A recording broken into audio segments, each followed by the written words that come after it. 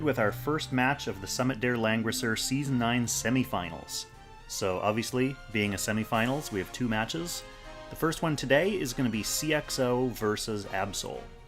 So we just watched CXO last night defeat Aranoa 2-1 to advance to this match. Both these players are pretty high in the Apex Arena leaderboards, so I think this is going to be a very interesting battle. I think they tend to play a similar-ish style as well. So while we're just waiting for the players to arrive, I'll do my usual stuff, get some links posted so people know in advance that this battle is happening, so, you know, save people from showing up like while the pick ban is halfway done or whatever.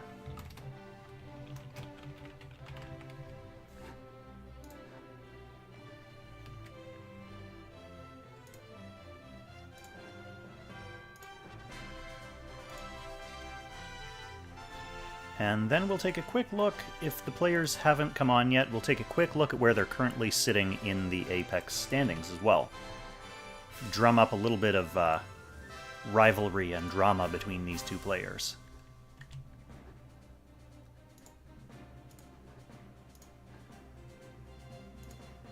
Okay, so let's get YouTube on the go. Hello, YouTube. Hello, everyone on YouTube. Let's get Twitch on the go. Hello, Twitch. Hello, everyone on Twitch.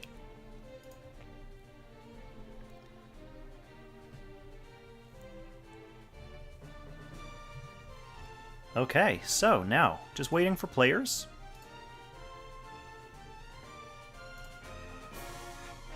And I see they've rolled the map, so they are going to be pretty much getting ready to queue into each other right now. I don't see a match open on CXO, so let's just take a quick look in here. So I know Absoul and CXO have both at some point been in this #1 spot. Now it looks like Luxid, who we've also seen in these tournament matches, and who will be playing against Xansen at some point in the near future this week. He's taken the #1 spot, but Absoul still up there in the mix in #2. And then not too far behind, CXO, currently sitting in #4. So these guys are both in the semifinals of Summit der Langrisser. They're also in the top 4 of the regular Apex Arena season. So we should have some high-quality PvPing in the pipes for us here today.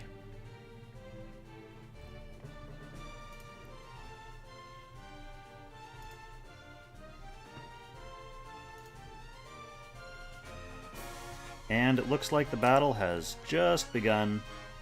That little eyeball popped up.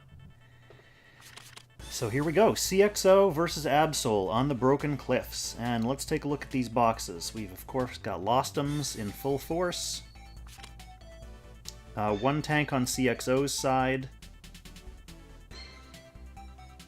One tank on Absoul's side as well, so they haven't switched to the 2-tank, 1-healer setup that people have been saying they're seeing a bit more of at this point in the season. The Watham going down on CXO's side, IBC on Absoul's side. Interesting to see Absoul here has Ares in the mix. That's old original Ares. So CXO going to be locking up his first pick Epsilon. And Absoul loves that strong first pick Watham. Watham, always dangerous.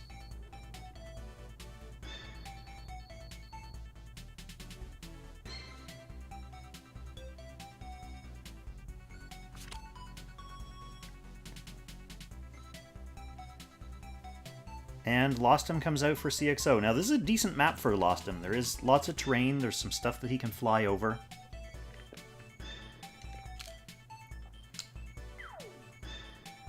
Yeah, Maybari in the chat noting that Absoul has dropped D-Hard, at least for this battle. Presumably that's the slot that Ares has taken. I wonder if there was a little bit of research going on there. He knows that CXO typically likes to pick those really long-range zoney units. I mean, there are a lot of those units in everyone's box right now, but CXO likes his Elwyn, he likes his Watham, he likes his D-Hard. So Ares has a lot of range himself. He could be a way to help zone against those kinds of threats. So each side with an epsilon, each side with one of the hams.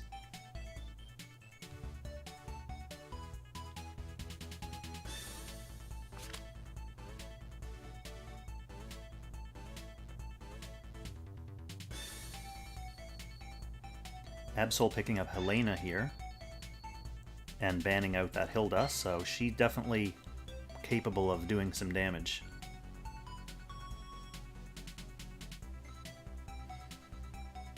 CXO still with a couple of strong Meteor picks left. This is an all Meteor team so far.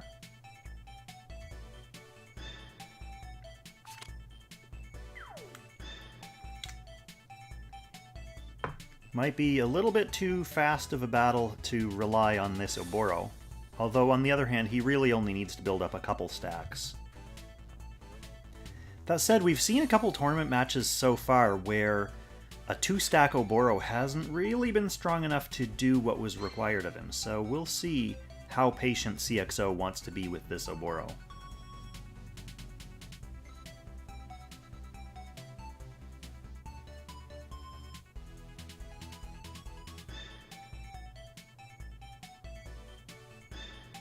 Let's see just when Absoul wants to pull the trigger on this Ares, or if he's really just in there.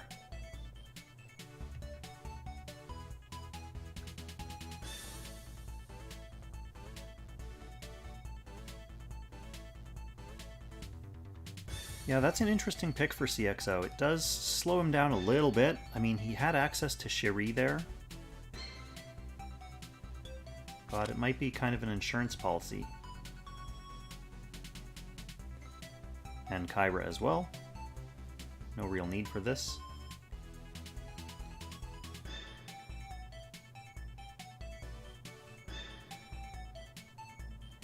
Both strong picks left for 5th choice for Absoul. Sissy brings some utility, mobility boost with Inspire. She has the Act Again as player 2, which we know is very powerful. Kyra, though, still offers lots of range, particularly against this enemy Kyra.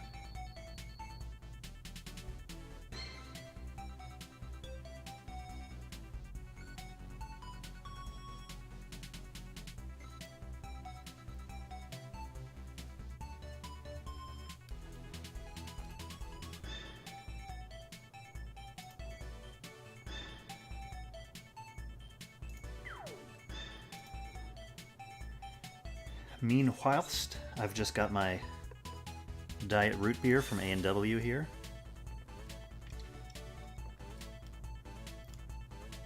I literally just got home just as this battle was about to start, so it was a little bit of a hectic setup for this stream, but here we are. Ready to stream and ready to sip on diet root beer from A&W. My usual Twitch sponsor is probably going to be mad hearing me promote the competition, but there you have it. Okay, so we've got a couple of Epsilons, we've got a couple of Kyras. Both very scary DPS comps. So the players are going to be picking their skills, picking their positions very carefully.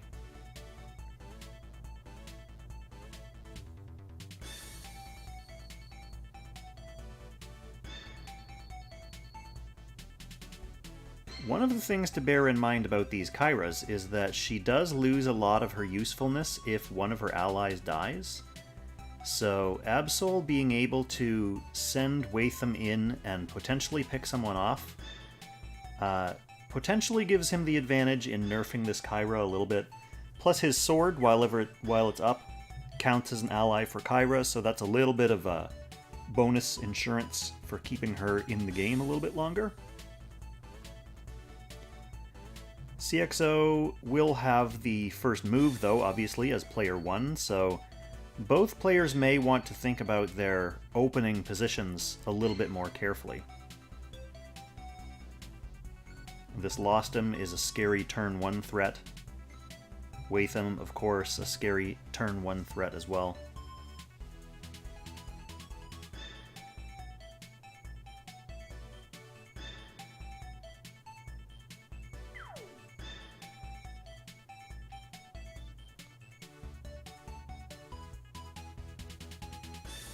Alright, let's see what we've got here.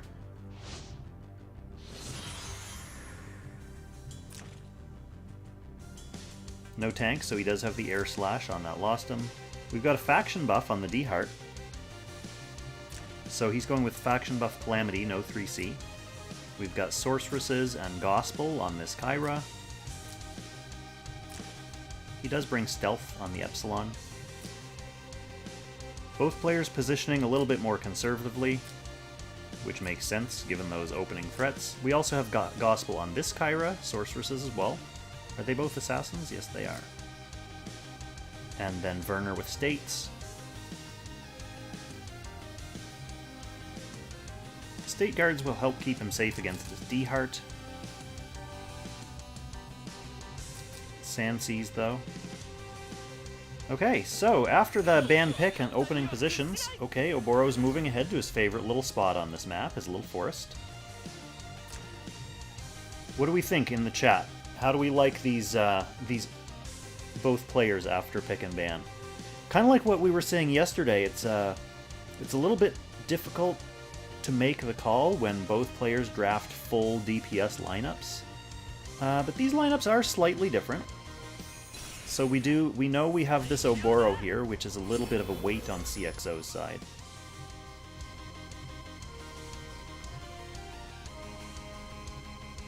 Bone Dinos on the Helena too for full offensive potential.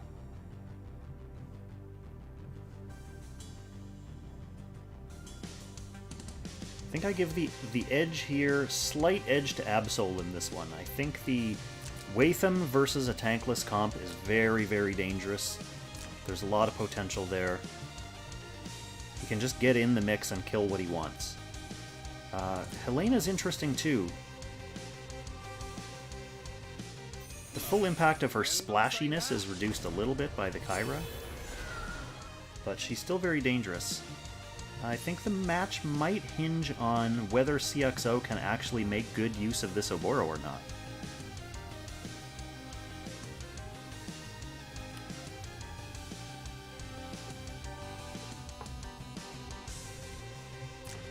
So this D-Heart does pick up a breeze.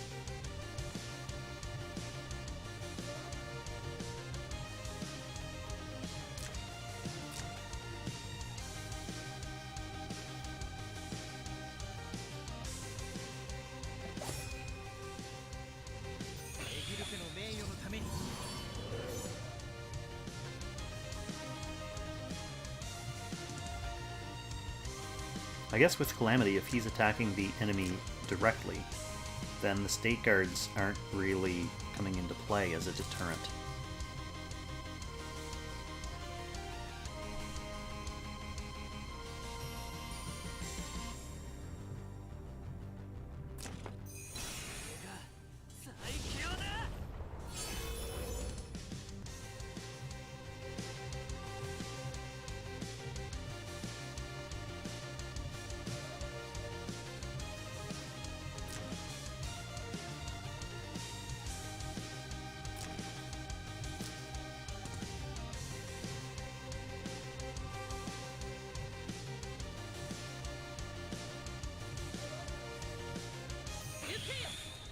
Those castle walls in the middle of this map are almost custom made just for Lostum.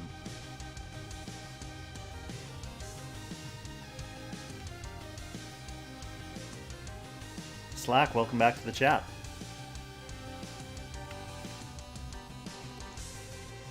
We got some semifinals action on the go.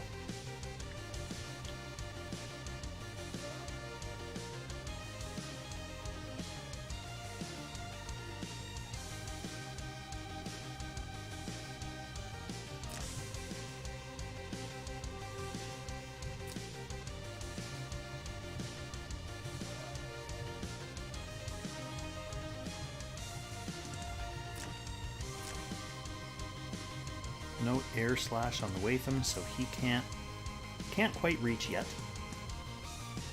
The D-Heart could reach this, assuming it doesn't move.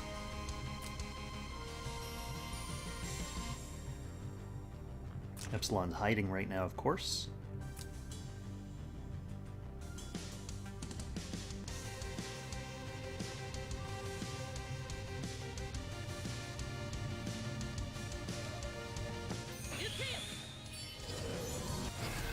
Kyra buffing herself and catching a breeze.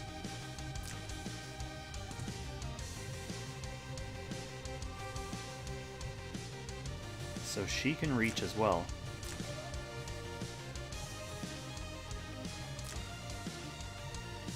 She's got turn priority too, so she could definitely get in there and mix something up before Absoul has a chance to readjust to that.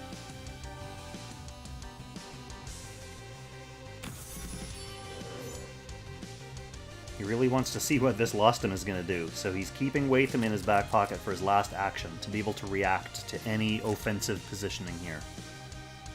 If CXO tries to get in too close to give himself a good position to launch an attack from next turn, Absol's hoping that Watham will be able to answer that, or, you know, prevent it from happening. Deterrence.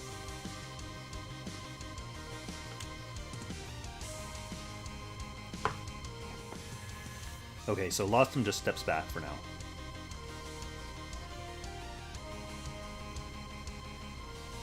Benoit, it's hard to say. Both players are really good. They both have really strong comps. I think I give Absoul the slight edge at the start of this battle. That said, CXO has caught a couple of breezes, so he's in a really good position to launch an opening attack right now.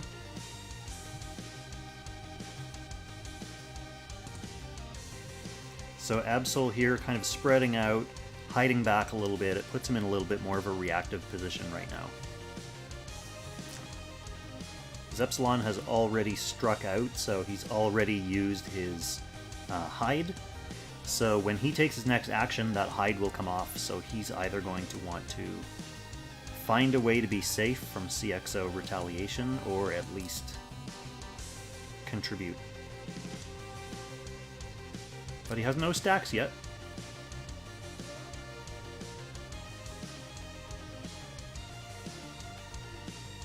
And these long-range units keeping Absol at bay is just buying time for this Oboro to keep building up stacks. Okay, so CXO is going to take advantage of that breeze, and he's going to go in and take out the enemy Kyra, just like what we thought. She was kind of stuck there. She had already committed her move, so by the time this breeze popped, she was in range and she couldn't move out. CXO going to take advantage of that.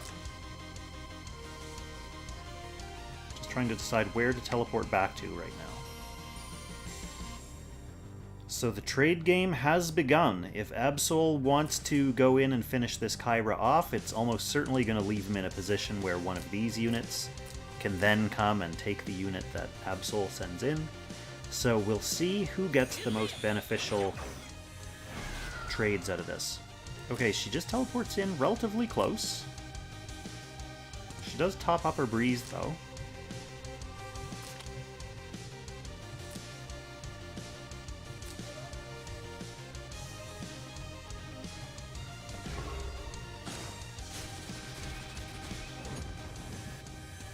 I think she was inviting someone to come in a little bit closer than that, so that Lostum could get into the mix.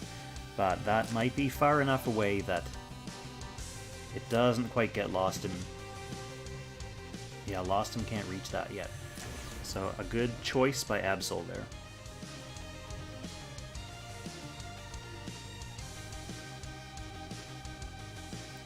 So the opening trade is basically Kyra for Kyra.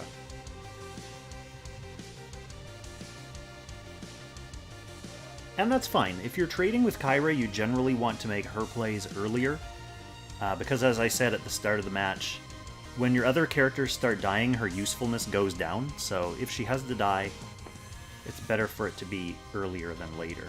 It's definitely very similar to chess. Yeah, both these players are picking their distance and their timing very strategically.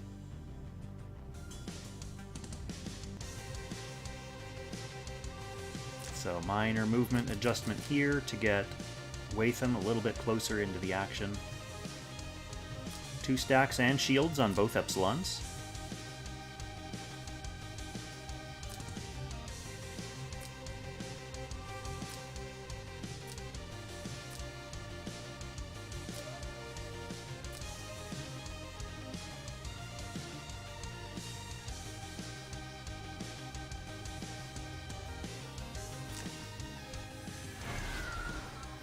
Alright, Lost him catches that breeze that he was looking for.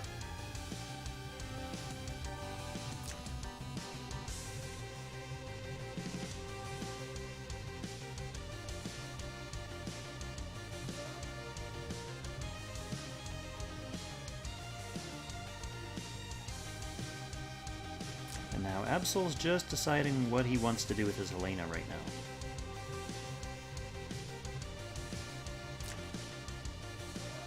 D-Heart's Breeze will be wearing off here. Okay, that's a good play. He's getting his Epsilon out of the action because he knew his shield was coming down. He needed to find a safe place for him. And in return, he doesn't even really lose too much positioning because he caught a breeze there, so Epsilon's reach is now increased.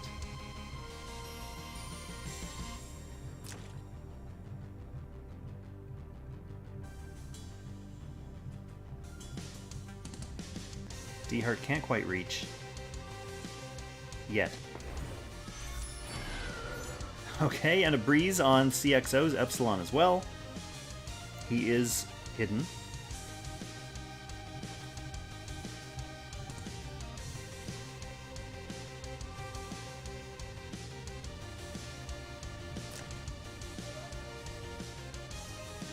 So him catching that breeze helps make up for D-Heart about to lose his.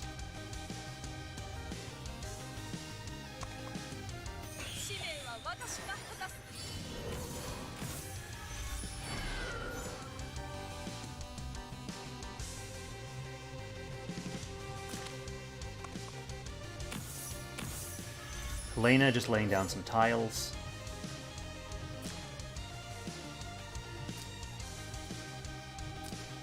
Yeah, we do have that Watham debuff on Lostem.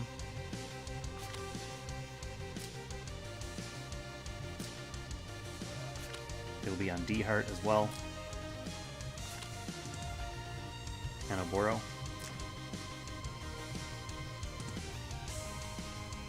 So the sword could hit him, which lets Watham teleport up to him and then act again.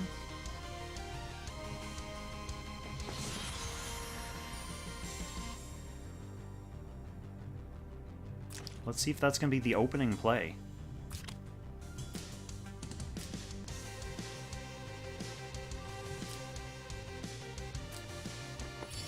Yeah, it kind of has to be. If Oboro ended his turn and stripped that stack, then it would limit Watham's teleportiness. So here's the step, and let's see who he's going to kill. Probably the Oboro? Might be easiest to get rid of him while he's still a sitting duck.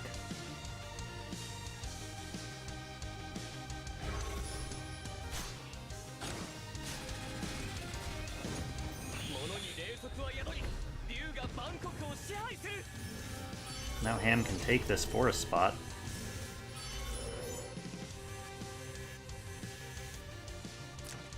Oh, he's just gonna hang there. Maybe he's not Boots.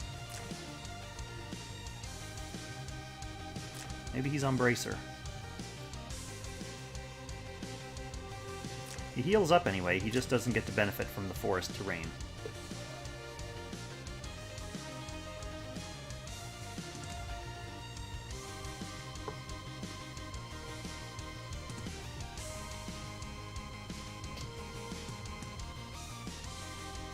So that's the beginning of the next trade. It remains to be seen who CXO is going to dare to take a run at this Watham with.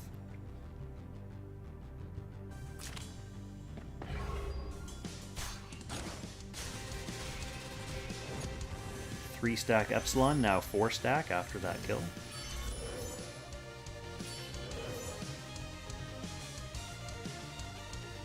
So that just sacrifices a little bit of that forward threat. So Epsilon is now no longer way out here in front. He also doesn't have his skill up right now. So Absoul able to push in really aggressively with his hiding Epsilon now. He'll be able to hit whoever he wants next turn. D-Heart could kill the sword and then stun this Epsilon.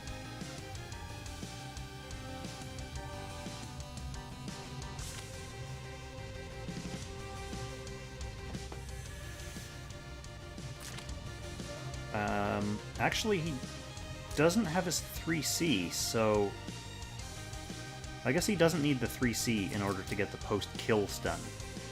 The 3C just gives him the stun if he doesn't kill. And the sword should not really pose a big problem for D-Heart being able to kill it.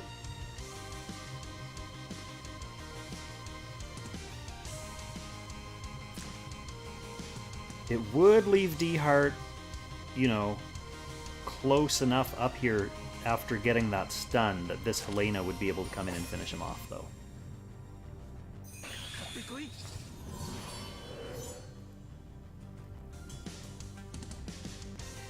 Let's see if CXO thinks it's worth it.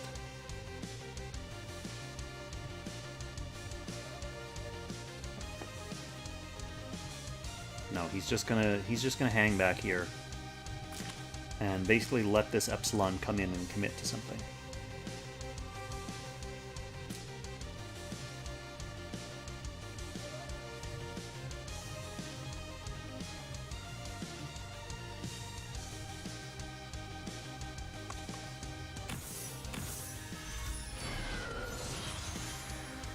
Helena makes up for those lost tiles by catching a breeze there. She doesn't have Shiv yet, though, so she still can't quite reach. But if CXO wants to do anything, he's got to move pretty much into Helena range. Alright, he's making the D-Heart play now. He'll stun this Epsilon. And doing it now, at least, is a good way to make sure he has some follow-up this turn, so whoever comes in to kill this D-Heart, he'll be able to reach them with Loston.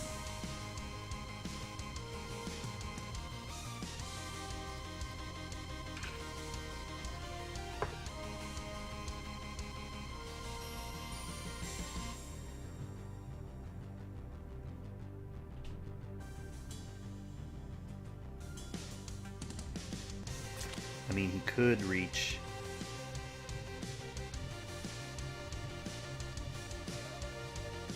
Oh no, I guess he can't. Just barely.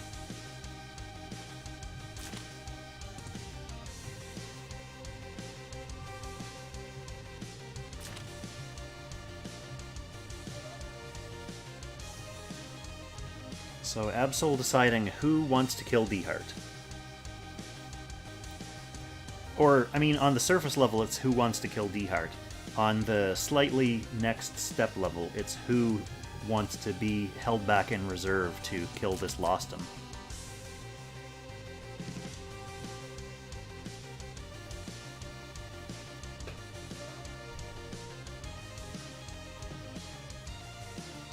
Absoul giving CXO lots of free time to think, too.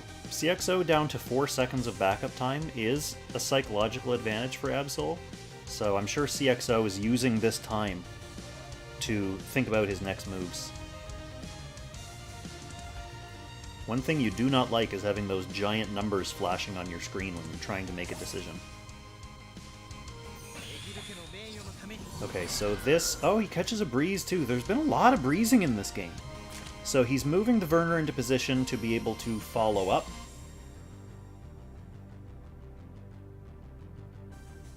So no doubt, in attack stance there, he's got his double strike ready. He's also got a breeze so he can reach a bit further.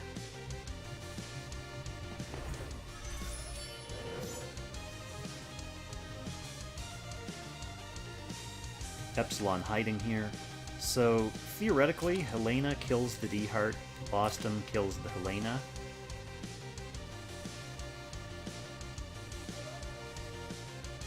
Then Epsilon ends his turn.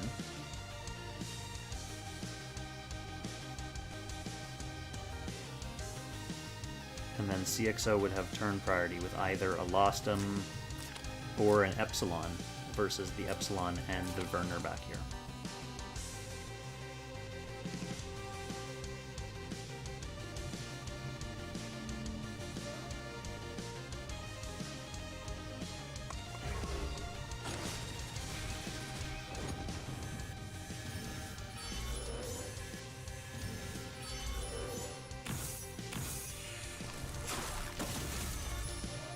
Oh, but the death unstuns. Right, because when an enemy dies, he loses a debuff, and D-Heart's stun is dispellable.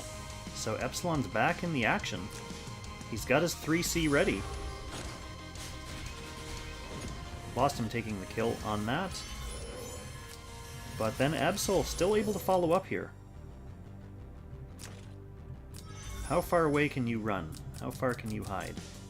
You're just going to hang out on this tree.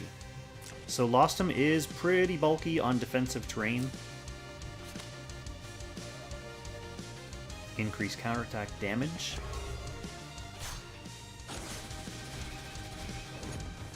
No hope against a 4-stack 3C Epsilon.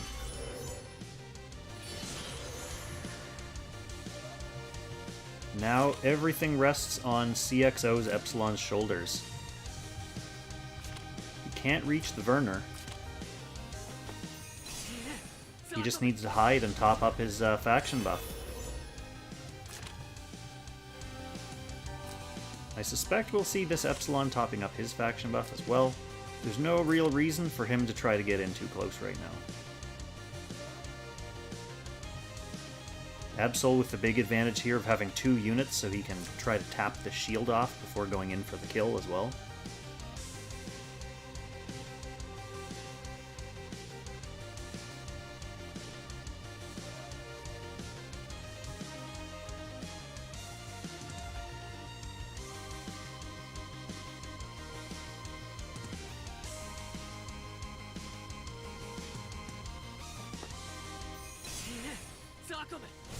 Yeah, so this Epsilon backing off, topping up the faction buff for both of these units. 2 more turns for that 3C to come back.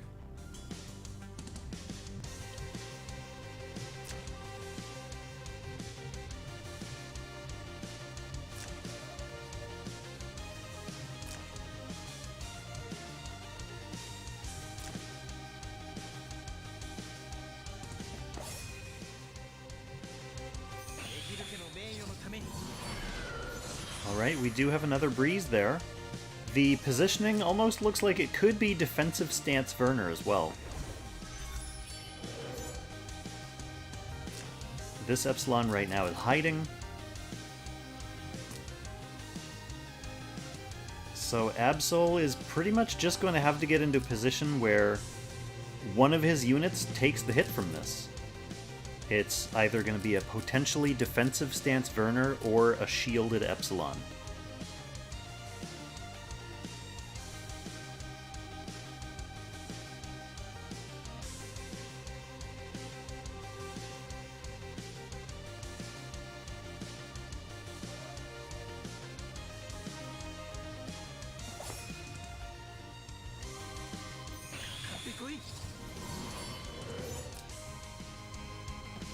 Yeah. Oh, actually, yeah, this is hiding now, so if CXO wants to pull the trigger, he basically has no choice but to attack this. It should be in defensive stance in that case.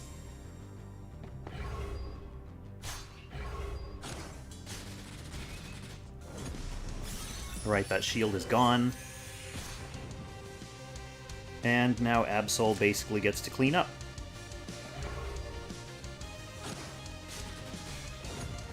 Alright, so that's game 1 in the books. Absoul does come out on top. CXO's Oboro looked like a little bit of a hindrance there.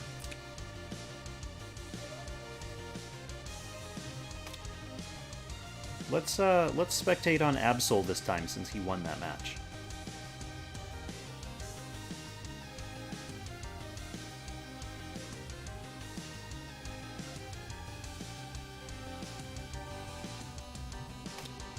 Assuming he's spectatable.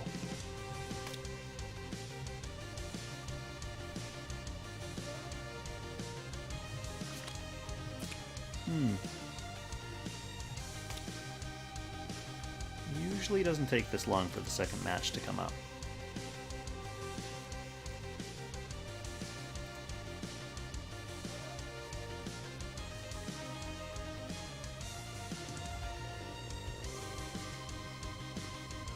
Oh, they got out of that match, so they'll have to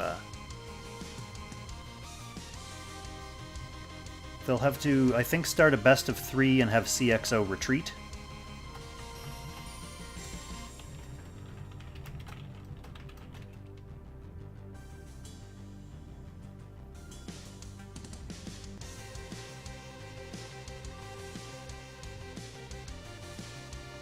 I think that's probably the best way to reset things just to where they were, because that way Absol gets the advantage, or CXO, whoever gets the advantage of being able to pick player positioning and such.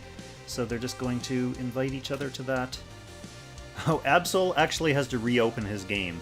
He's stuck in like the best of 3 next game screen, and CXO backed out. So Absol is going to be rebooting. Then they'll re-invite. CXO will retreat from the first game. And we'll have game 2 momentarily.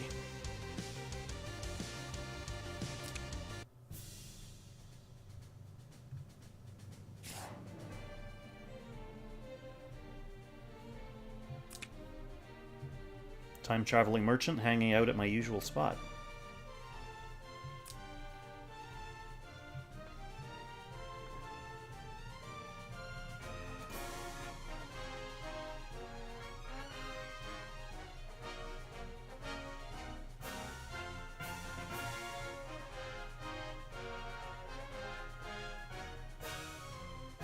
Absol's reporting some technical difficulties in the Discord.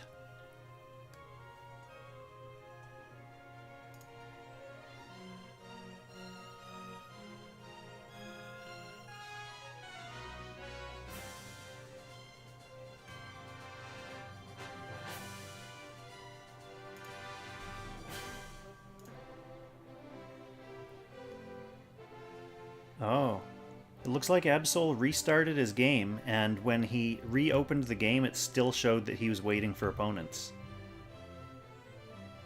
He may be cursed. He may be stuck in that first match forever. He may have to reinstall the game.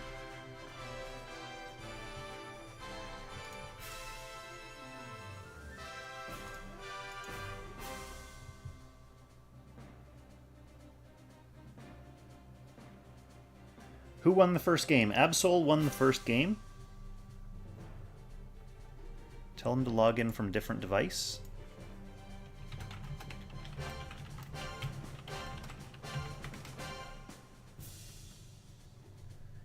Alright, consider him told, Red. Thank you for that tip. But what about Her Majesty the Queen, Kong? Yes, what about her indeed?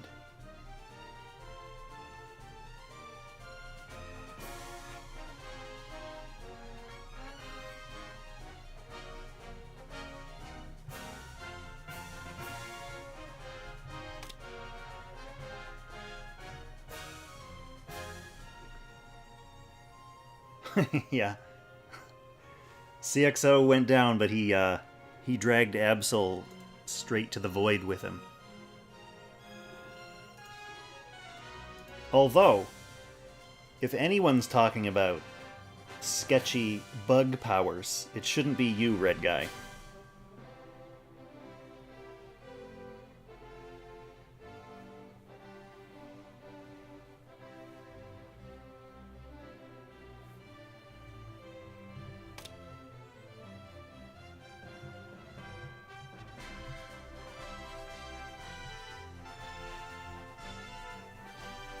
Alright, this is the part where we have question and answer period. So for the people who are around for Game 1, what do you think both players need to adjust? Alright, we're spectating Absol, although, yeah, I was going to say, this game is going to be a pretty quick one.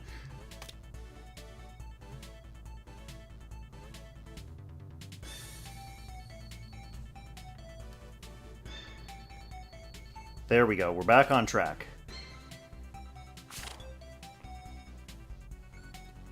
Okay, so first thing that we get, thanks to that little reset and retreat, is the players will have the opportunity to go to their backup boxes before this match. Sadly, we are on Broken Cliffs again.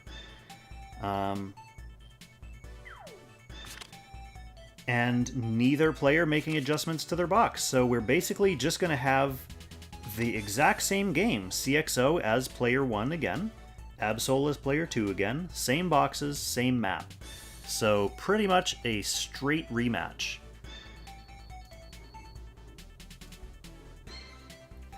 Which makes the question I just asked before this battle started even more important. What does CXO need to change about his strategy to give him a better chance of winning that game against Absol? We're already seeing he's getting first pick Lucretia out instead of the first pick Epsilon. He's stuck with that first ban IBC, which means Absol is going to have the ability to go with his best friend Watham if he wants to.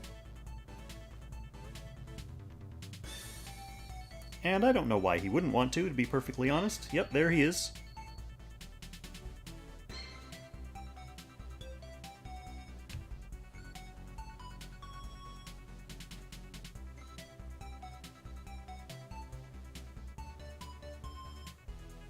I think CXO will probably be disincentivized to pick Oboro the way he did. He didn't really do anything for CXO's team. Especially since it was this Watham who was able to get the jump on him.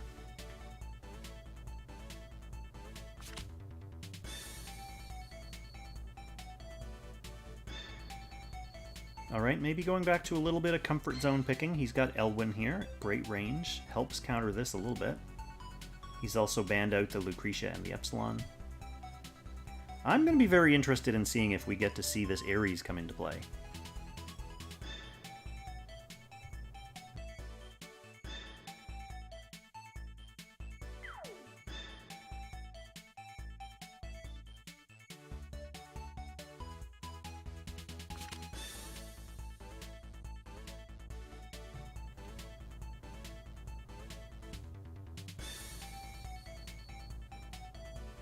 So lost him, also not in the cards of this game.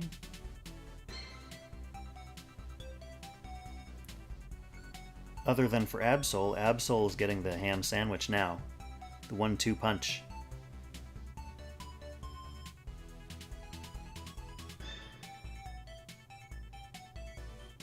Still a few nice options on CXO's side here.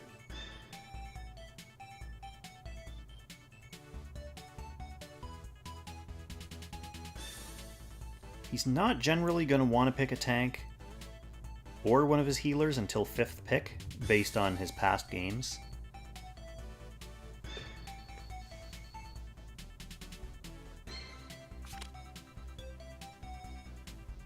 And Absol taking that option away from him and getting Ares out.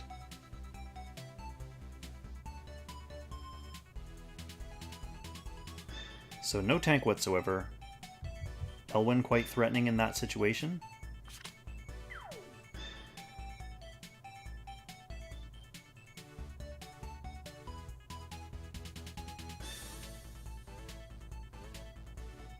It's possible that Absol might go for a tank.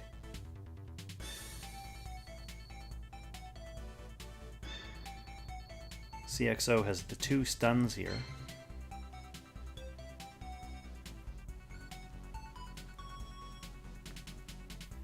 It was Aranoa yesterday who had the angel feather on his Hilda, wasn't it?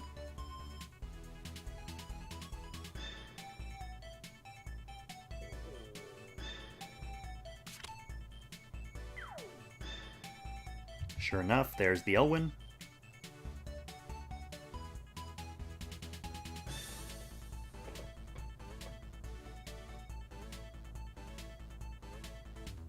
Again, I still don't really like the 5th pick Oboro here, but Rosenseal, I mean, what does Rosenseal bring? She has a faction buff for Lucretia and Elwyn. She would also kind of prevent Watham buffs, but CXO is going to go with the Oboro nonetheless. And basically hope that his team can't get stampeded by this composition here. So Watham, Ares, and Elwyn is basically an assured 1-2-3 punch as long as they can get into position. They all have quite similar range. Kyra not super strong against Cherie. but she makes sense as a 5th pick.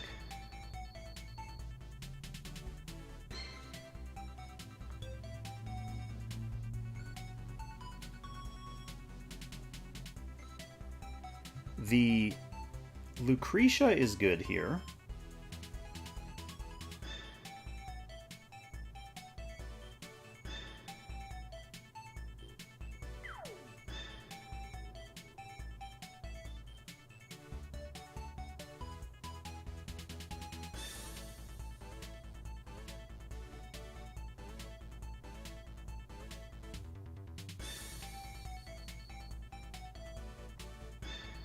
Alright, let's see how these players are going to line up.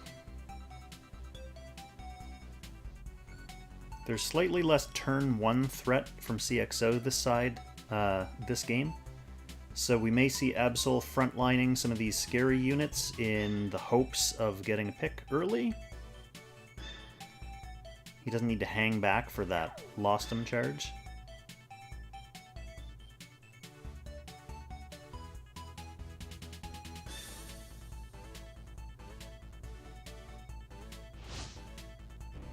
Alright, let's see what we got. The Elwins are going to cast their stuff. Lucretia's going to cast her stuff.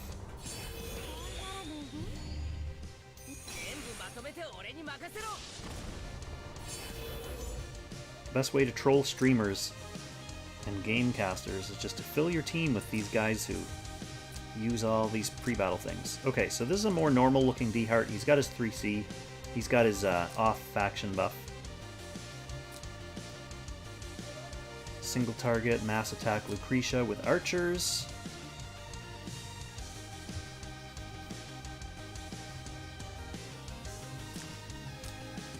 Single target Ares. Again, no air slash on this Wathan. Doesn't really need it if he's not trying to go for that very first turn pick.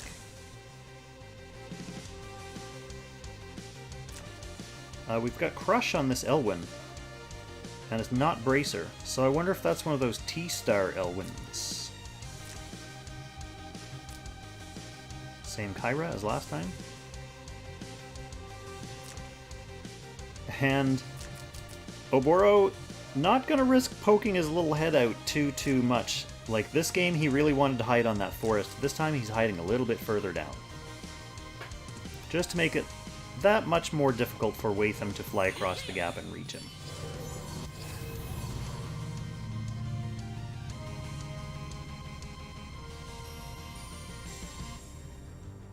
He's forward enough that he can get his 4 stacks if he has time. Whether he has time or not is going to be determined by Absol's units, not by the fog.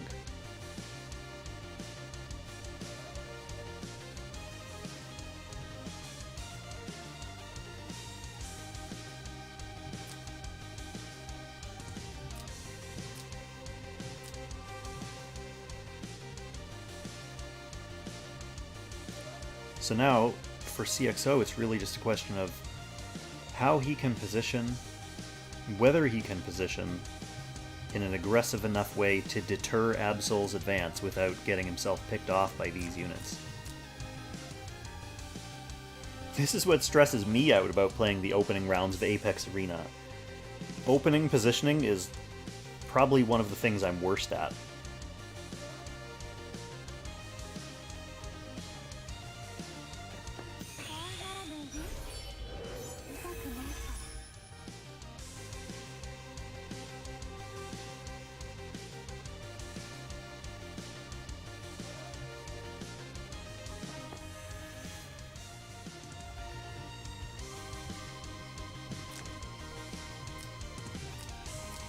I wonder if we'll see as many breezes as we did in Game 1.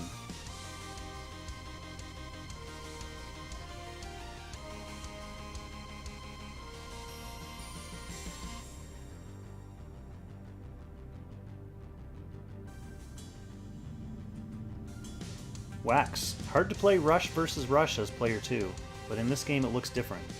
Yeah, in general it's hard to play Rush versus Rush as player 2.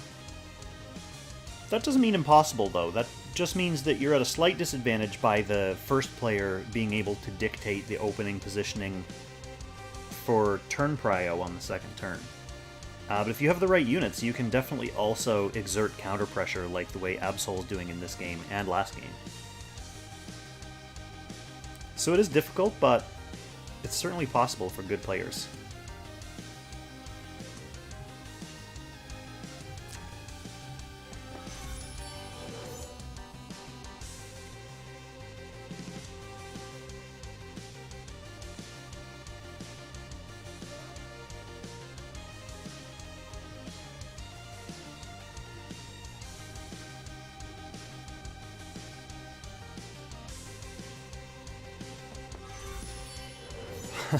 These Elwins posturing up at the top.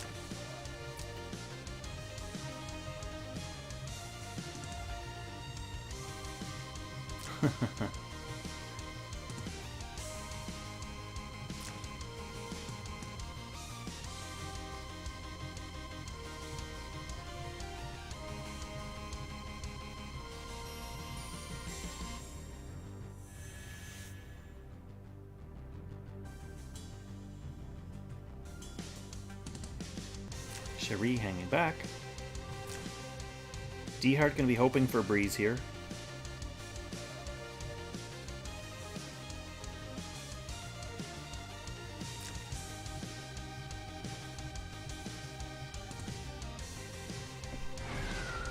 There's that breeze on Ares. We all knew it was coming.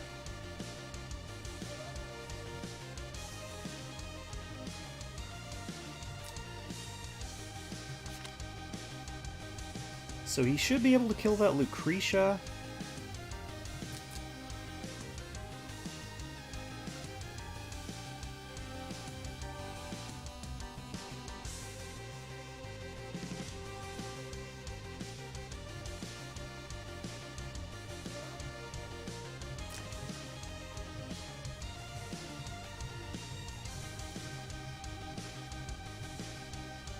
There's no way to really body block it because Ares could go through if he wanted to.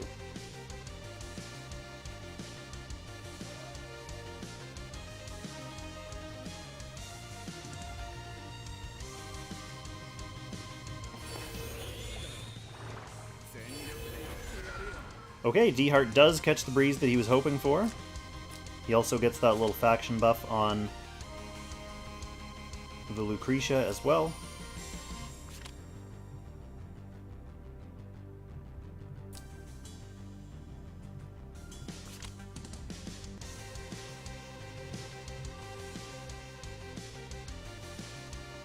I guess he doesn't need to body block because he has turn priority, so he could just get her out of there.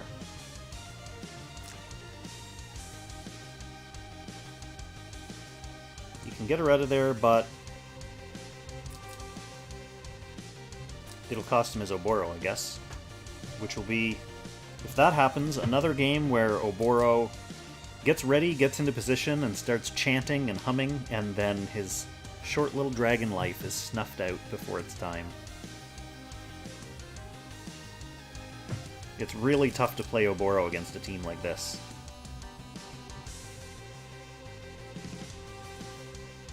It can be done against a team like this if you have a bit more of a defensive team, or it can obviously work well against defensive teams and turtley teams who aren't exactly going to have the same level of haste to get over to you.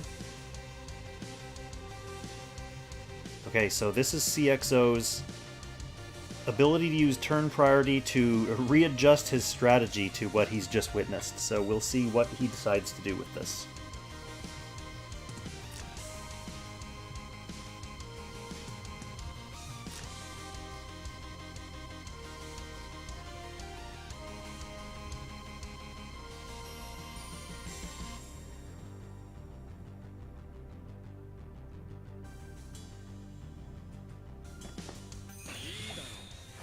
He's going to take preemptive action. He can send his Dehart in and kill this Ares, and then stun someone else.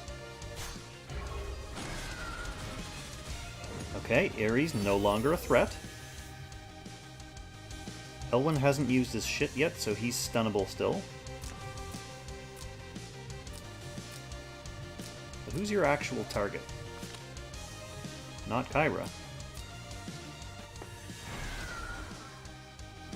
Alright, he gets the stun on Watham. That's a pretty good result. Kyra not quite able to secure that counter kill.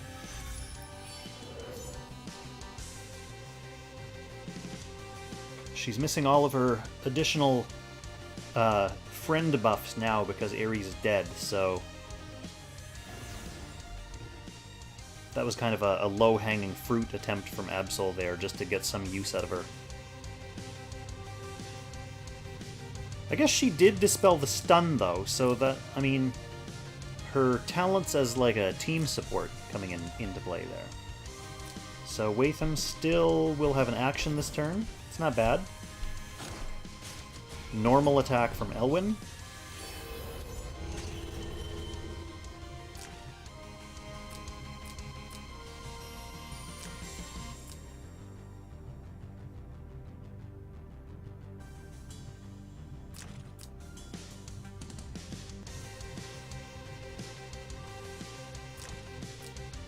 Still relatively safe there.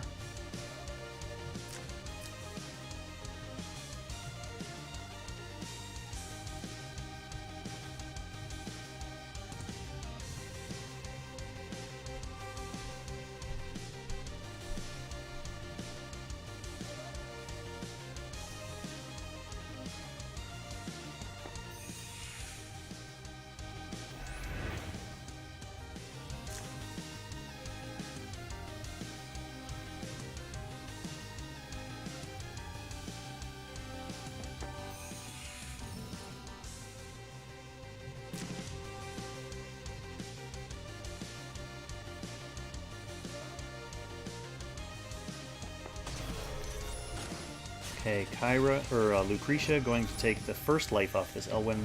Oh, she gets the second with those firebrands as well. And that's where we see the non-bracer Elwyn from Absol's side costing him. That's why it didn't even click in with me that both his lives were in danger there. I'm so used to the bracer.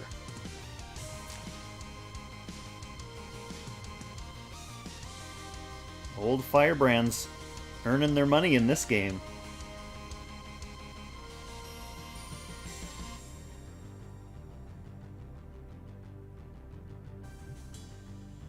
Okay, CXO has really good control here right now. He's still got Cherie, he's still got Elwyn waiting in the wings to set up some nice defensive perimeters here.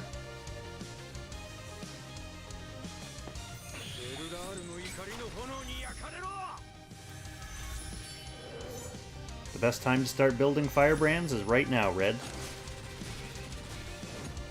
Alright, that's one life off the Lucretia. Currently stunned. I think Absol has turn priority here too, doesn't he?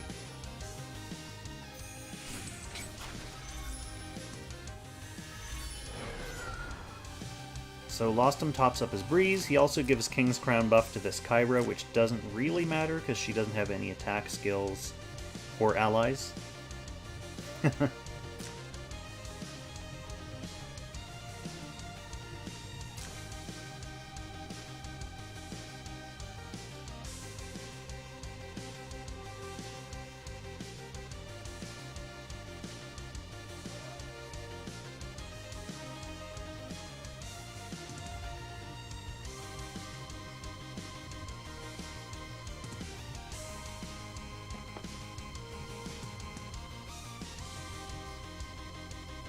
Alright, Cherie moving up. She wants to make the idea of coming in with this Watham unpleasant for Absol. I mean, CXO still has an Elwyn up here who has yet to take action, and he can reach everything if he wants.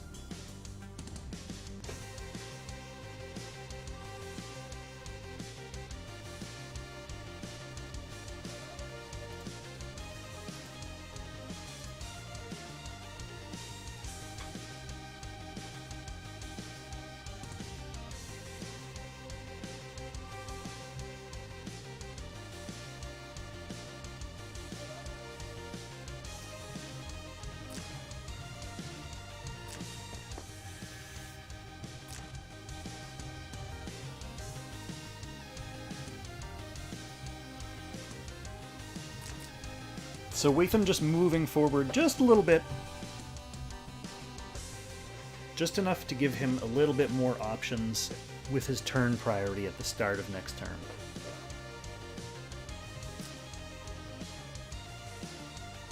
Lostom has no hook for now, so he's kind of stuck back here.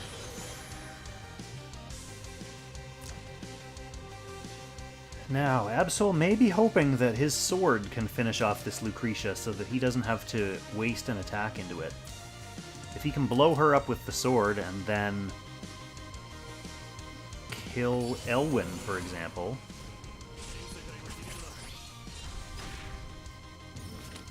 So she does survive.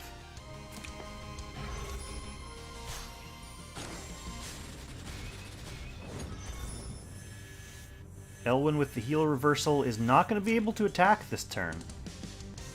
Because if he attacks, he's going to blow up.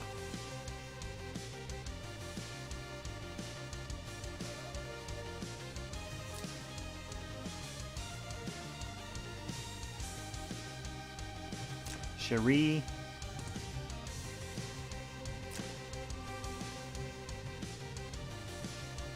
Should be able to bounce off that sword and attack if she wants to.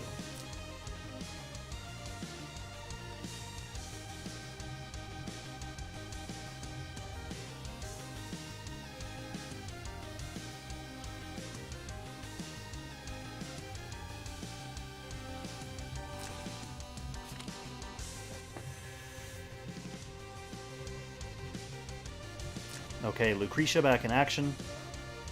She doesn't have a revive anymore, so she is killable.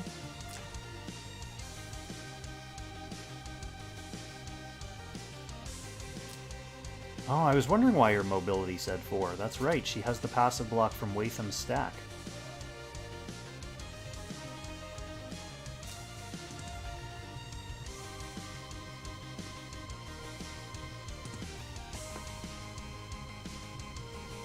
Kyra slowly ambling into position.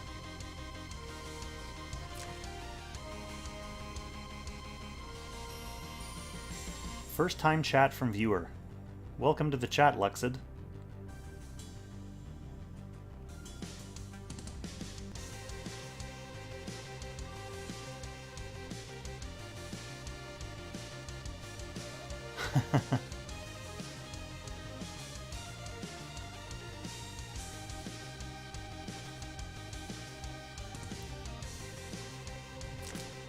Elwyn's going to want to... The Reign of Glory, is that going to burn off the heal reverse? No, it's not. Ah, but he didn't have to move before attacking against the sword because he got into position beforehand. Smart move. So he was able to kill the sword without killing himself with healing. Sorry, fellas, I'm not doing joint battle right now. But your rejection was streamed live.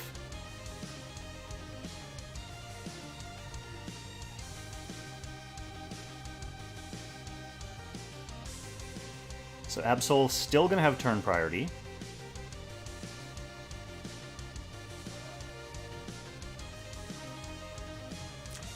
He's going to make a move with this Lostom.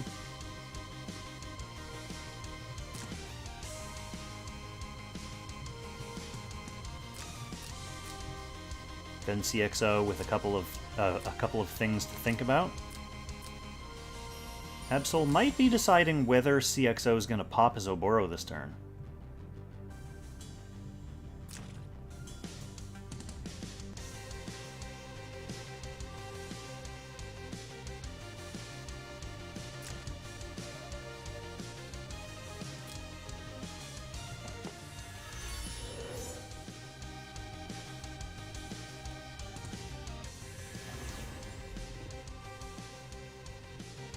Alright, who's your next target if you're Absol?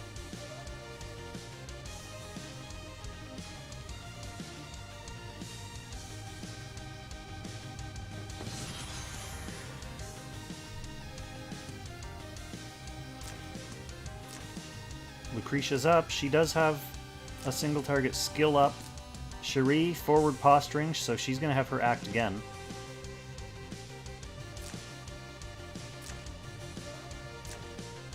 Lostom does have access to hook and air slash right now.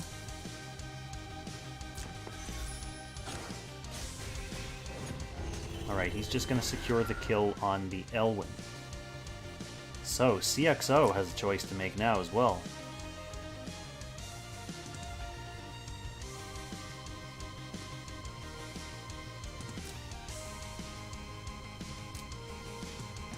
Surely this Cherie can kill the Waifun.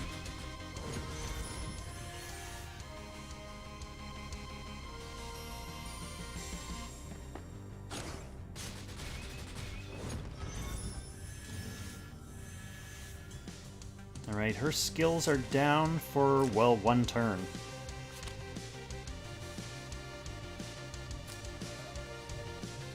Kyra probably can't even reach, can she? So it looks like this game, I mean, CXO still has this stacked up Oboro in his back pocket, so I don't see Absol coming back to win this one. I'd be very shocked, but if this Lostom is somehow able to solo carry the rest of the game, it would blow my mind. That's a 5-star, right?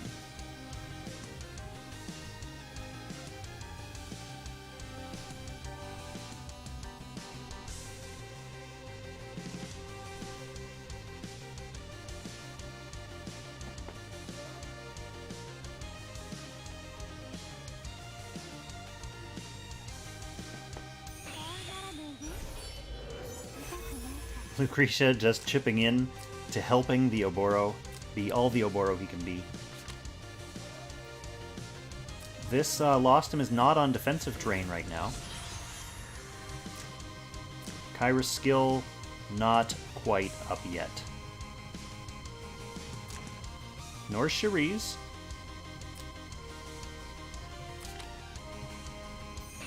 But Oboro's ready to get into the action.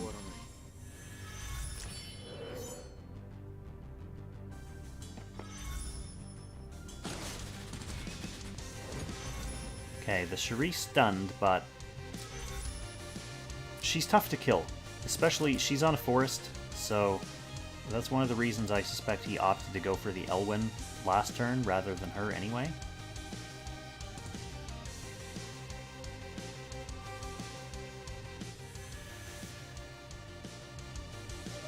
And he's really just trying to hang out here out of range.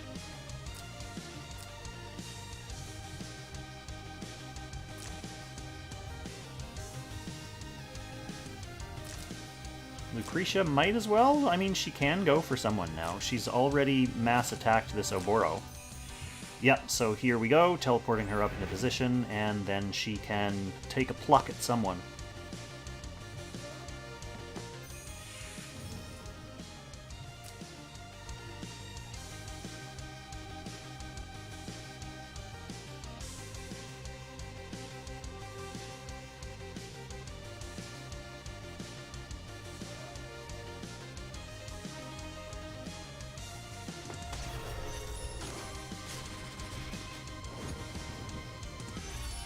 Oh, doesn't get the kill on Kyra. Kyra doing literally minimum damage to the Cherie there, and then teleporting back. If she had tried to kill this Lucretia, she would have gotten counter-killed for sure. But she has her skill back.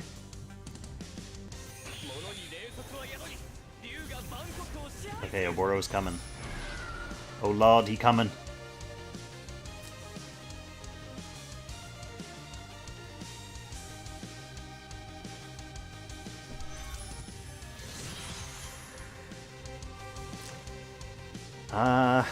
I don't know how Absol is going to... Okay, he's trying for the Cherie again. Okay, he does get the Cherie. He's now posted up on defensive terrain. He's got the Sand Seas. He's got counterattack range.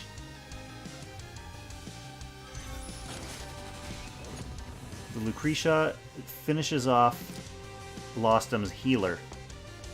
And now let's see what this Oboro's gonna do. Attacking from defensive terrain himself, of course. Doesn't quite get the kill, but the AoE's gonna take care of things easily, and there we have it. So I had my doubts about the Oboro in that game, but he was able to hang back, stack up 4 stacks, and then he came in clutch for that kill at the end. So we've got a 1-1 game. Time to go into sudden death. Game 3. Whoever wins moves on to the finals. Assuming that Absol's game doesn't crash out again. And we have a different map. Beautiful.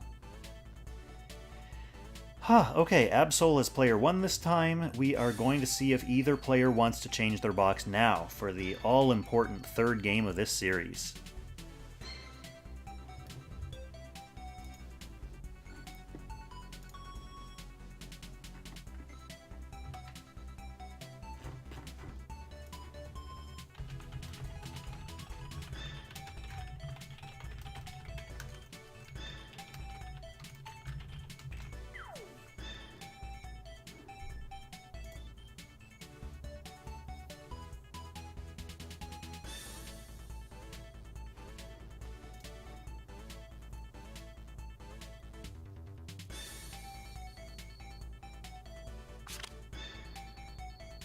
Wow. That is surprisingly not a lot of swaps. So Absol dropping his Kyra, potentially a demotion after her performance in the last game. He does bring up Himiko, who can be pretty oppressive on this map.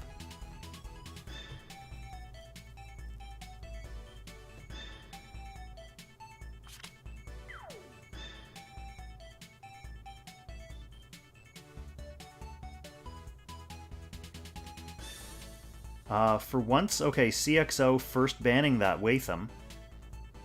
He can be pretty dangerous on this map thanks to flying, but that gives Absol the opportunity to bring out IBC, who was first banned in the last 2 games. So Absol gets her, he knows she's a priority ban for CXO. Helpful on this map too to help close the gap. CXO getting his Lucretia first again.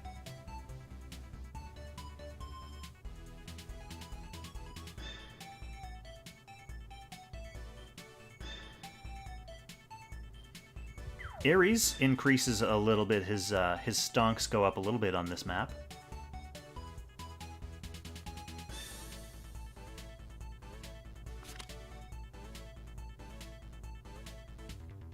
Both Epsilon's banned. They, of course, have the option of flying as well, so pretty dangerous. So yeah, that Ares is going to come out very early here.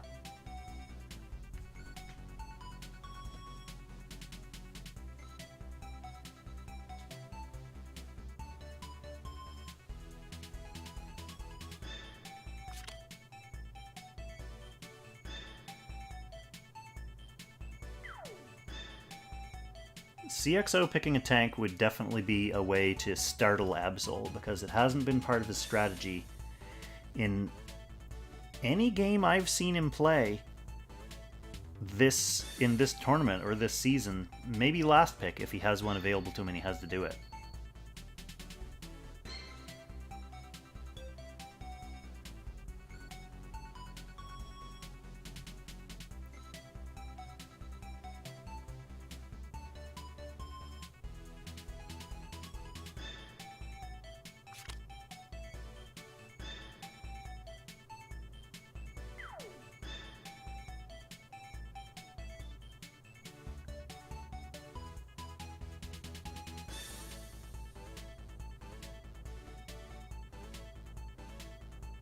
Well, CXO's option to pivot to a tank is off the table now anyway. Okay, we're going to see Absol bringing out the Oboro this time. He's faced 2 Oboros so far in this match. He's going to get his own Oboro into the action now.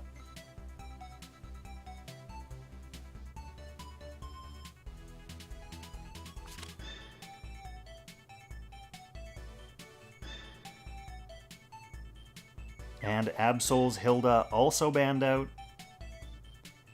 So we know one thing, we are going to have a tankless Obo versus Obo grudge match.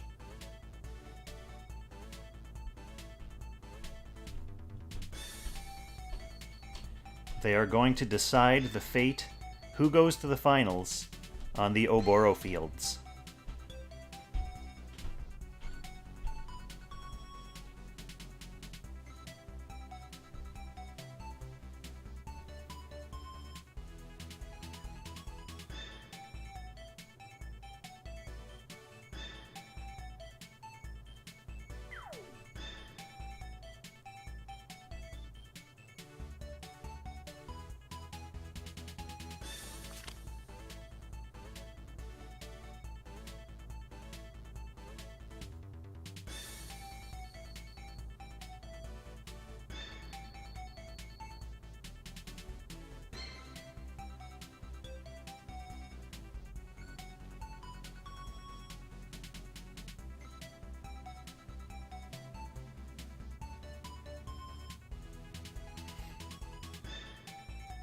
Helena over Elwyn there is, I guess, for her extra Lucretia killing potential.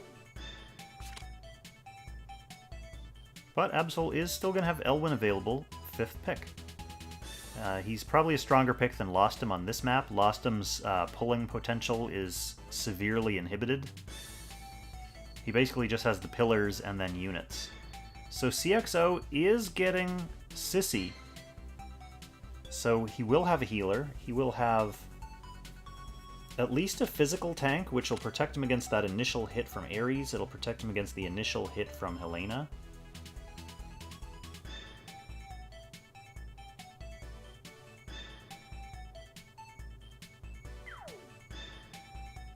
And CXO is going to go with his Lostom 5th, rather than have 2 healers.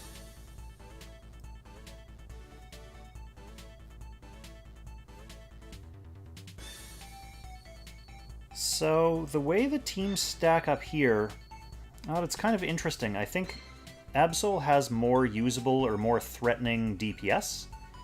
The interesting thing about Sissy, though, is that she can use her act again on that Oboro, which can activate him a turn sooner. I actually fought a guy in the regular season earlier on this map, and he brought Oboro, and I think he brought 2 or 3 act again healers. So I was basically facing a full-on, fully stacked Oboro, like, on the second turn. It was very hilarious.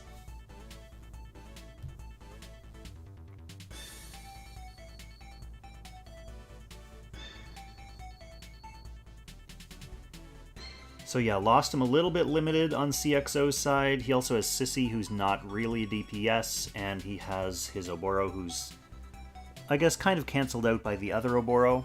Lucretia, very strong pick, though. I think I give the slight edge to Absoul here.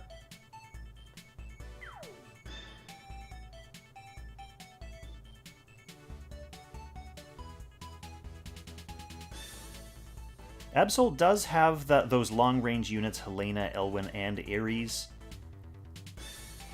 as player 1, so he will be able to get himself into position to be able to make a strong threat on turn 2.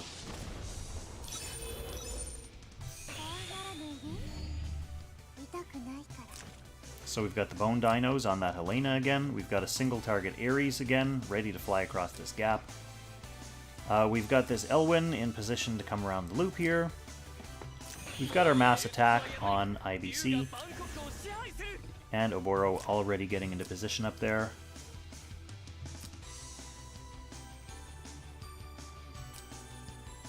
Again, nothing too surprising here. Yep, pretty much the same setup on these units as last time, other than the hoplites, for obvious reasons, unlost them against all these horsies.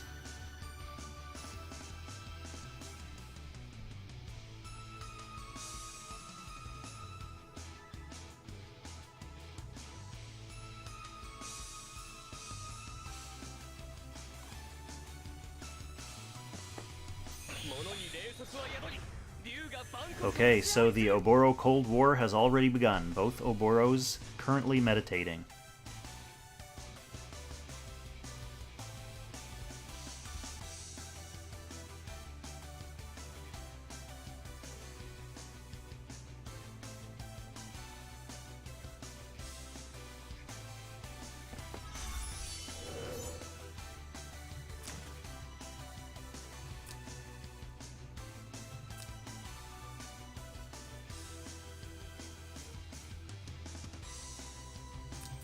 One of the sad things about his ability to be considered as flying while he's hooking is that this gap is just too long for him to hook across. It'd be cool to see him soaring across the open skies like that. I guess you'll have to do that in PvE.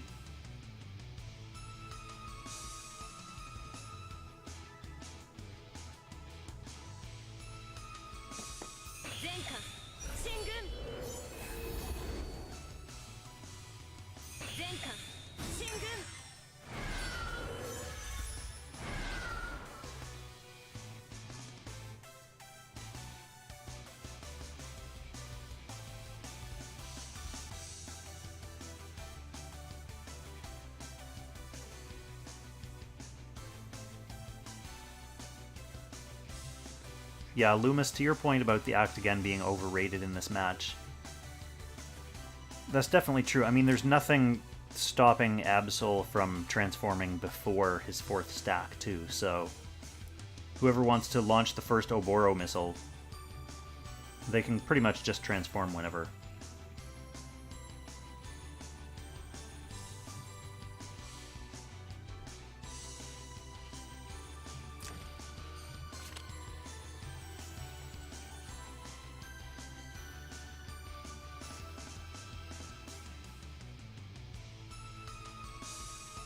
In fact, it's probably more worth it for CXO to sit on the act again for an actual unit being able to move ahead and do something.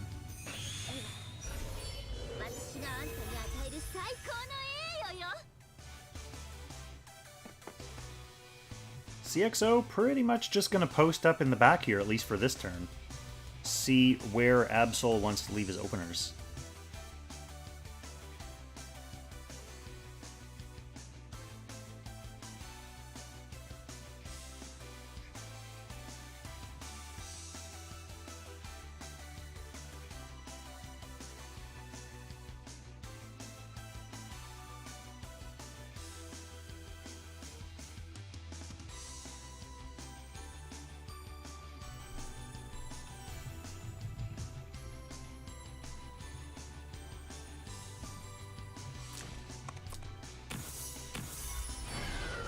Okay, Helena does catch that breeze up there.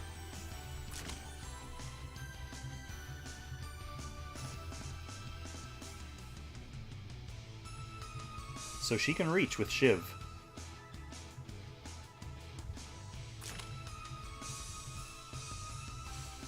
Shiv's here. These are 2 free tiles, so she could then move 1, 2, 3. So she's coming. Probably see a Lancer come out.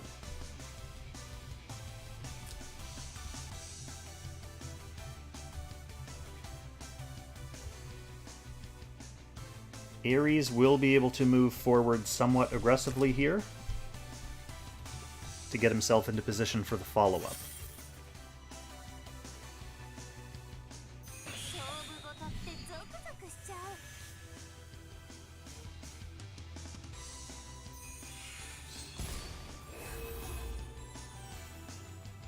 So are we thinking Hilda into Ares now, or are we thinking Ares into Hilda? Ares can go first, blow his attack, taking this Lancer out, scoop them, and then Hilda or Helena can come in for follow-up at that point.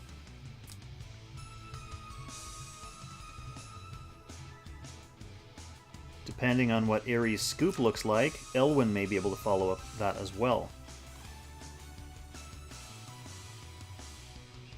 Yeah, I tend to think so as well. I think Ares can open, he can get rid of that Lancer, pull a couple of these units ahead. That gets Elwyn in range, and Helena can splash whoever's up there.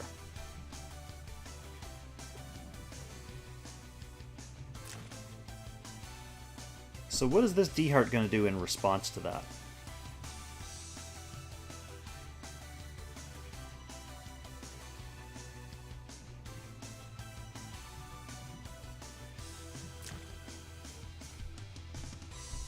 Run away? No, he's going to hang tight. He's going to stay clustered around that little micro Lancer. Oh, the Ares didn't move ahead too aggressively.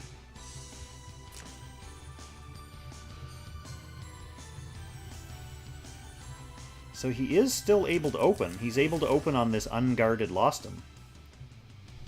But if he moves that Lostum, then this Ares can't really do anything.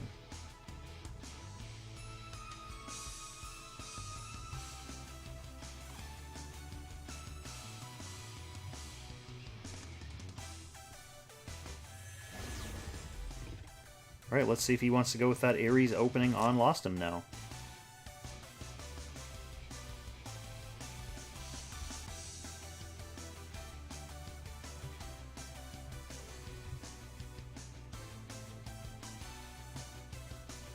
Basically what he seeks to get out of this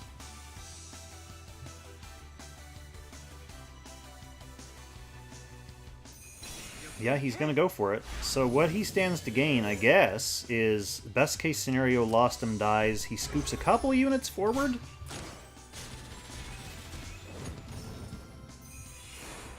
This Ares is definitely going down.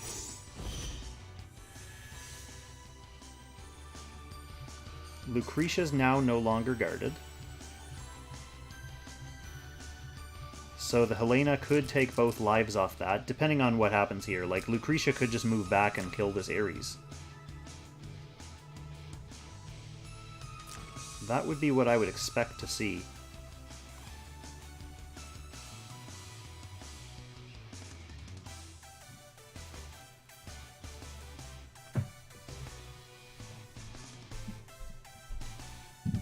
Ares is an easy kill here. She's got the Firebrands on anyway.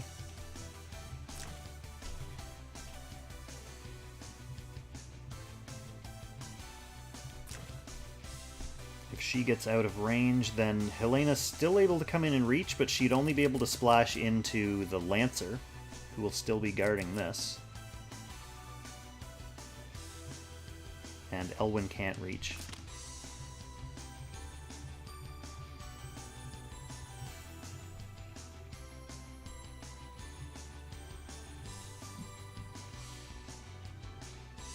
Yeah, there's absolutely no reason not to bring Lucretia back here. Kill this Ares, and then bring the puppet back here. To the extent that I'm not sure why CXO is taking so long to consider this move. Okay.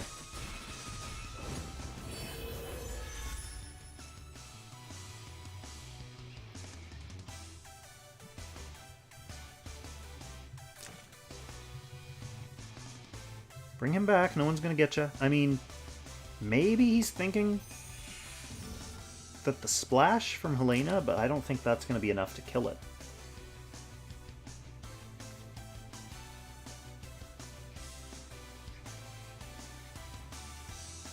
So, I mean, I suppose Absol's decision now is whether he even wants to go in with this Helena, knowing that he's just gonna kill a Lancer. Genova, welcome to the stream.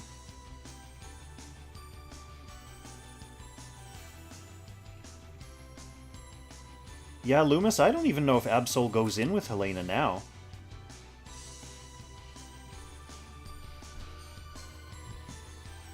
If he had absolutely monstrous, like, blood sword and fixed luck, that he was able to kill the D-Heart and or the puppet with her, then I guess that would become worth it.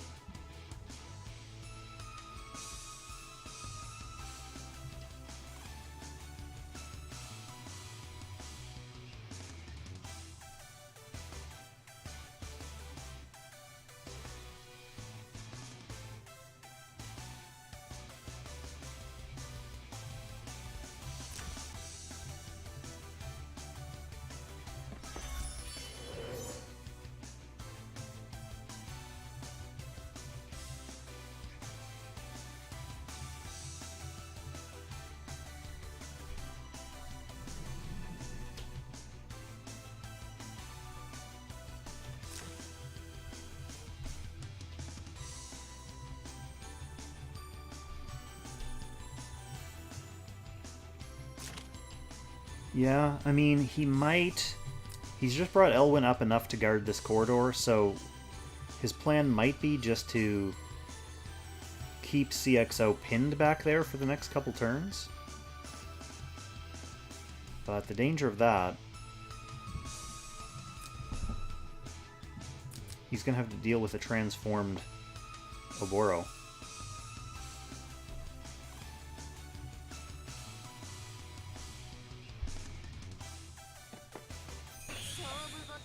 Be very interested in seeing whether he goes for it or not. I mean, now the hope of splash damaging these units down that they're almost full is definitely a lot slimmer after he gave Sissy that move. So I think he's just going to squeeze up.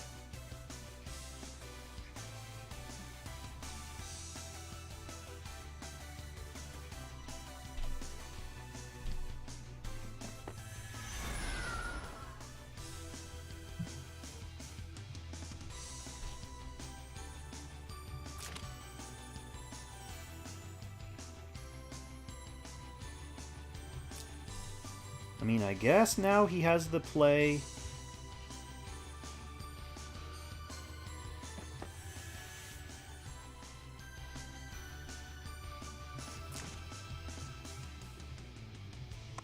Yeah, he's gonna go for it. He can actually get back in here at Lucretia from there. She's not under guard right now. And that is indeed what he goes for. So this splash damage is going to kill her second life.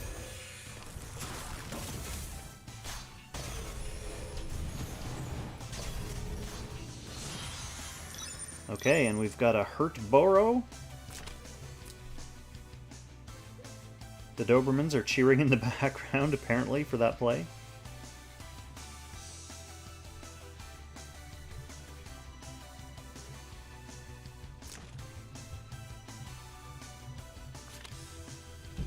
Okay, Elwyn can get in, but this D-Heart's still under guard.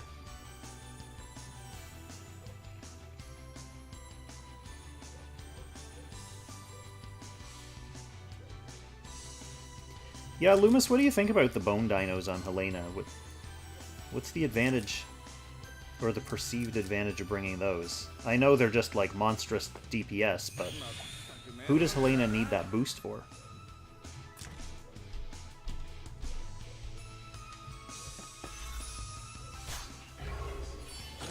D-Art figures he's going to be able to get the kill on both of these lives with his arcane proc or whatever.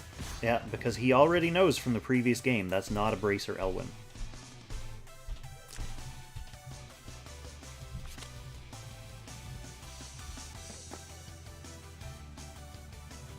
So IBC can kill him if she wants to.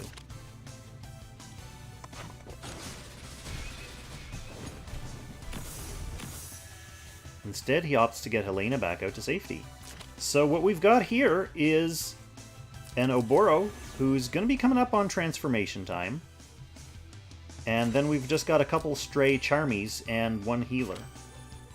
For Absol's side, he's going to have an Oboro of his own. He also has a fully decked out IBC still, and a Helena.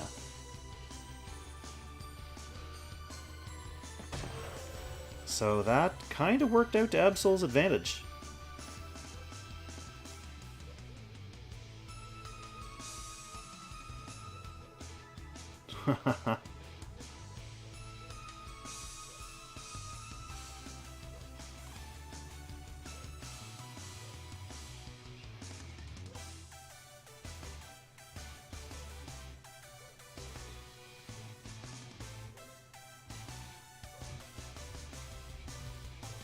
I'm just chuckling because I can hear the Dobermans barking in the yard. I don't know if that's coming through on the mic, but they're actually very far away.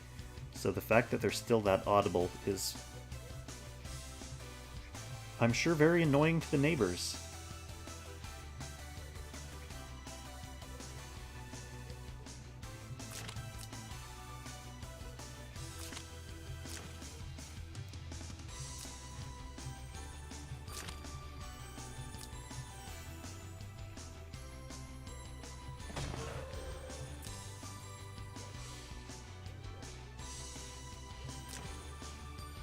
So, I mean, CXO is going to be able to get his units back in shape for this inevitable conflict.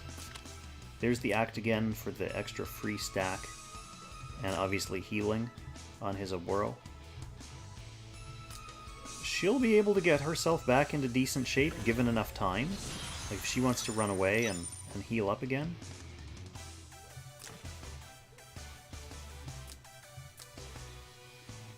Absoul also has the option to go Endurance Formation with his IBC.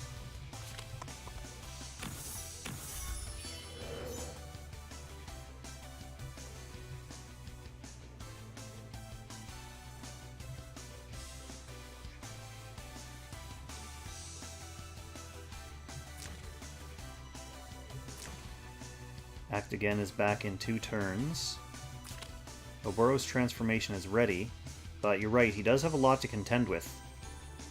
He's got an IBC. He's got... I mean, he's not able to put enough pressure on Absol this turn to force the transformation. So yeah, Absol able to get that last stack on his Oboro. He'll be able to transform at his leisure next turn.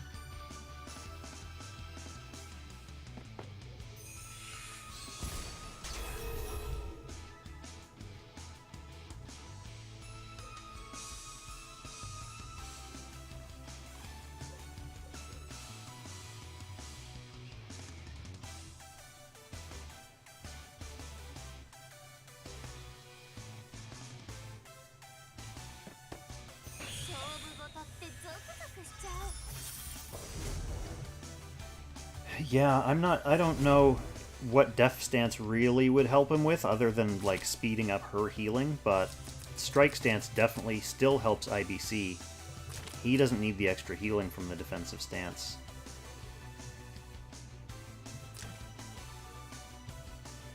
But there's still time to stance next turn.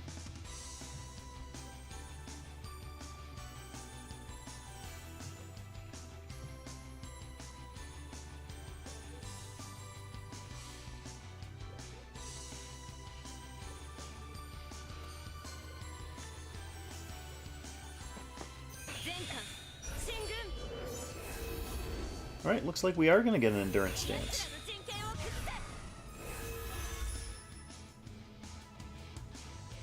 That just helps get Helena back into the action a little bit sooner, I guess.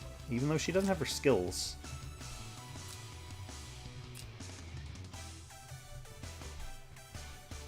CXO has an uphill battle here.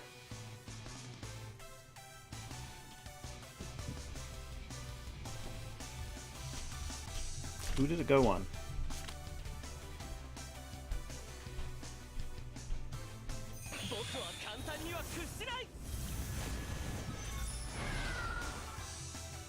Let me go back there, game.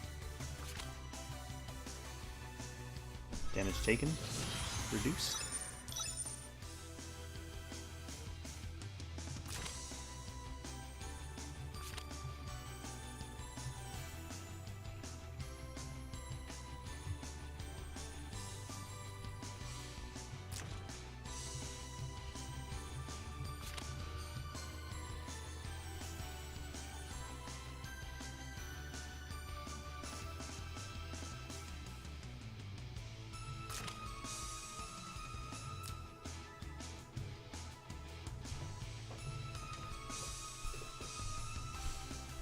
Well, this Oboro is going to have his pick of target here. So turn order is going to be important.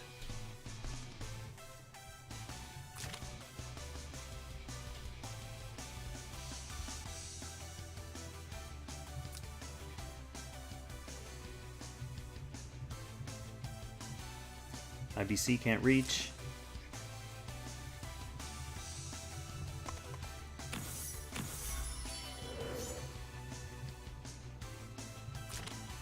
She got Shiv back.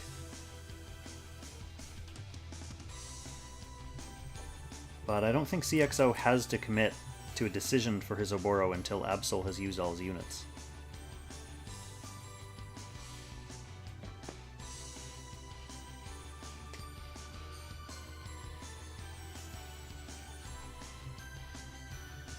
I guess...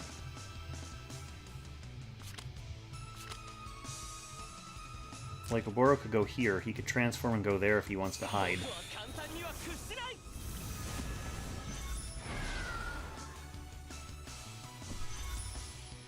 Yep, that's exactly where he's going.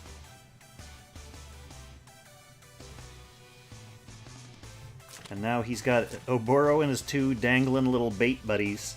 If this Oboro wants to come in and kill either of Absol's units, then Absol's Oboro can just finish him off.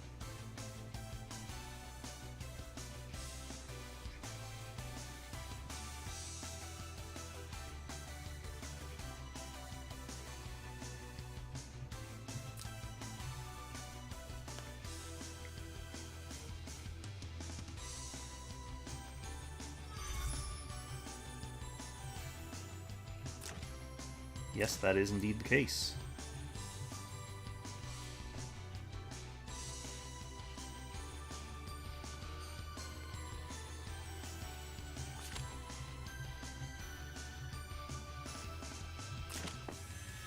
Okay, Absoul The IBC's now in range to reach with a ranged attack this turn if she wants to.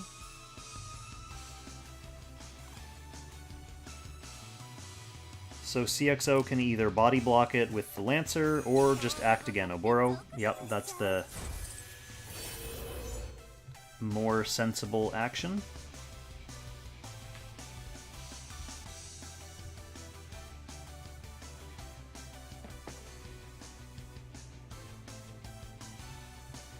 Actually doing both of those things, body blocking with the Lancer and act again on Oboro. Okay, so let's see. Oboro gets to pick who he wants, and then Absol's Oboro follows up.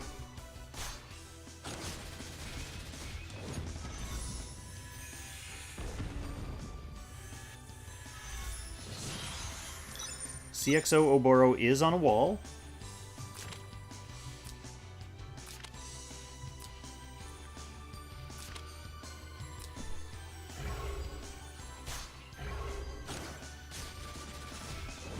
Easy kill. Absoul's Oboro survives. Gets a little bit of health back, and that is going to be game. CXO has no way to get through this Oboro now. To be honest, CXO probably has no way to get through just this Helena. Okay, so, and that is game. Absol prized that one back. Chat was a little bit worried about him early in that game, but in the Battle of the Oborai, Absol's comes out on top. So he takes this one 2-1 to advance to the finals. He'll be facing the winner between Luxid and Zanson. That game is yet to be scheduled, but when it is scheduled, you'll be able to catch it right here on YouTube, right here on Twitch. So like and subscribe, click the little bell. That way you'll always know exactly when that match is about to go live. And CXO, big congratulations for making it to the top 4 of this tournament, and best of luck in the rest of the Apex Arena season as well. I know you've been really gunning for a top spot there as well. So thanks to both players for a super entertaining and super interesting match. Almost 2 hours for that one, so lots of back and forth. Thanks to you all in the chat for tuning in and coming out and supporting the channel and offering all kinds of excellent analysis in the chat. It really helps me out a lot, and it's super fun. So thanks to you all. I'll catch you in the next game. Happy Langrissing, everyone.